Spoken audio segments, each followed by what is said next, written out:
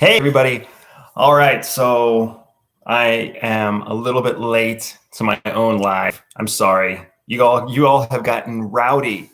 I'll tell you what, it is, what time is it? 11:15. You've been at this for a little over 23 hours.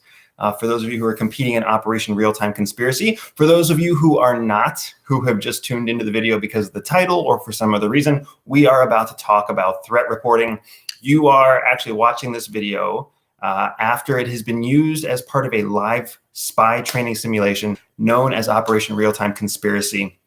And I'm just giving everyone a chance to gather from that group because they have been executing a live real-time spy simulation using the techniques that are leveraged and used by elite intelligence services all over the world. But there was one important thing that happened today that slipped by the radar for a lot of folks. And I wanted to make sure that I took time on, while it was still fresh in our memory, to talk about what that was. So in intelligence, there's something called threat reporting.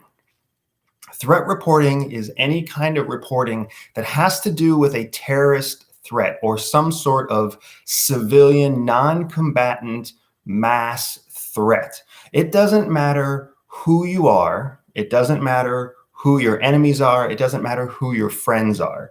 When there is threat reporting that comes through your intelligence service, it is commonly held professional gentleman's agreement honor code that you share that threat reporting with whoever the target country is. So what does that mean? Using the United States as an example, if we were to get threat reporting about a pending extremist terrorist attack inside North Korea, we would do everything we can to share that threat report with the intelligence service of North Korea. Would it be easy to do that? No.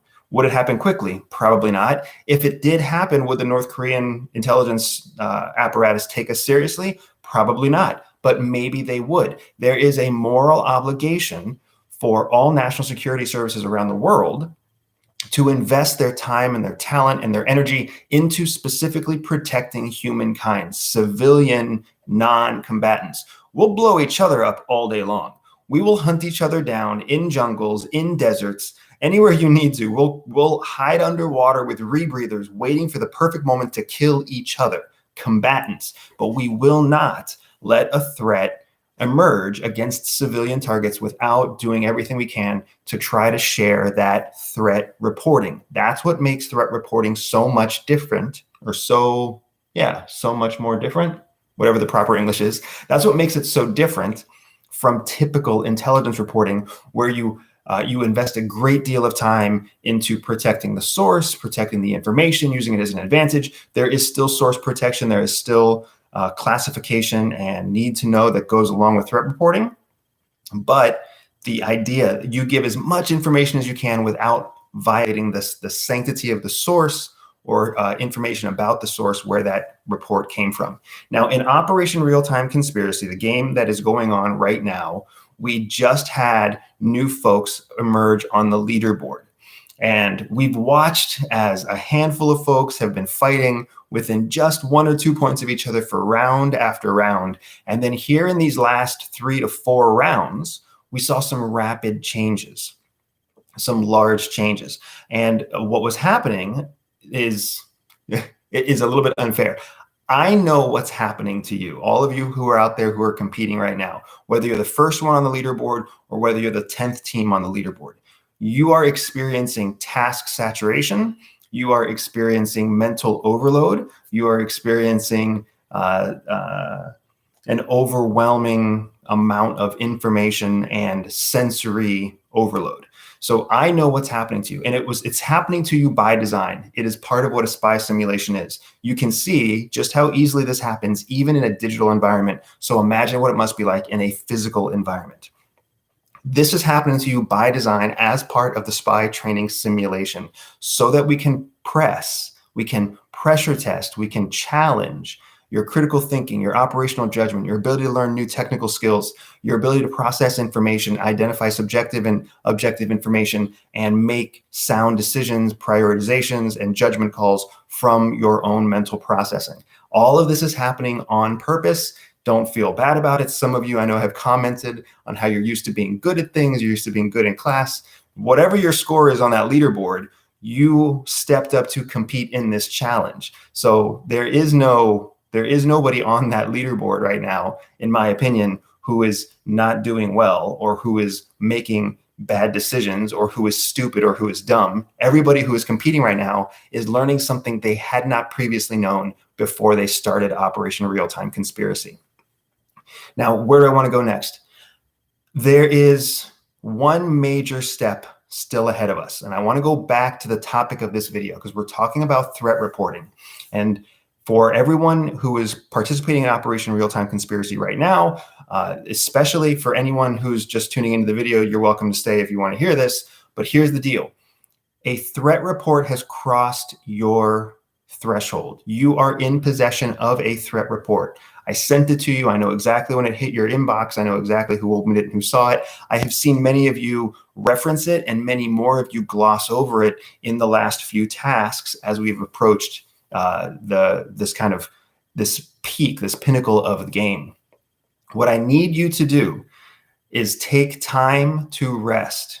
So everyone who's listening right now, who's participating in the live game, I need you to take time to rest because you need to get your mental functions back. Because here's what I know that you don't know. You have all of the information you need to create a sound, vetted, demonstrable, high confidence hypothesis about what is happening right now in northern Neman, in Amundi. You have everything you need. Some of you have hit bits and pieces of it throughout your different assessments. Some of you have hit on it in your different hypotheses, in your analysis of competing hypotheses, and in your write-ups to me, but nobody has put the whole thing together yet. I think it's because of what you're experiencing in terms of that task overload. So you have a threat report. That threat report is saying that there will be an attack against a hospital in Amundi some morning.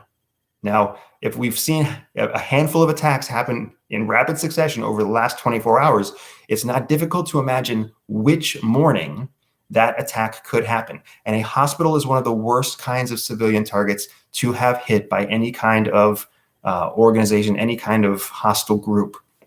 So it's important that you take time right now to realize the stakes that are in play right now. A hospital full of civilians is a known target for some kind of hostile actor.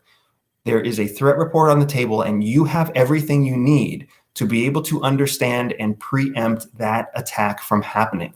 You just have to take the time and the mental discipline to go back and review the information you have in hand.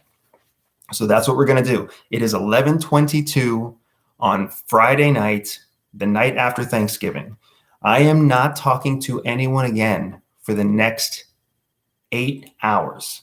So not until 7:30 Eastern time tomorrow will you hear from me.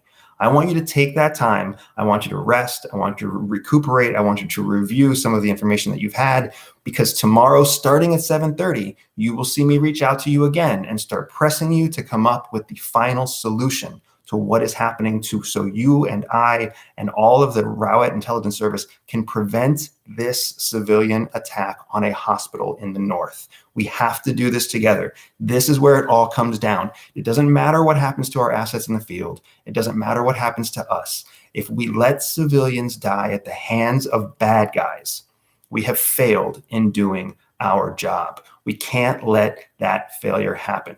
I will talk to you tomorrow at 7:30 a.m. Eastern time, and we will take it from there. Get your rest, get your decompression in, unwind, take the time that you need to give your brain a reset so that you can come back fresh tomorrow, or give yourself just a few hours if that's all you need so that you can come back fresh in just a few hours. Whatever is best for you, we need to put this puzzle together.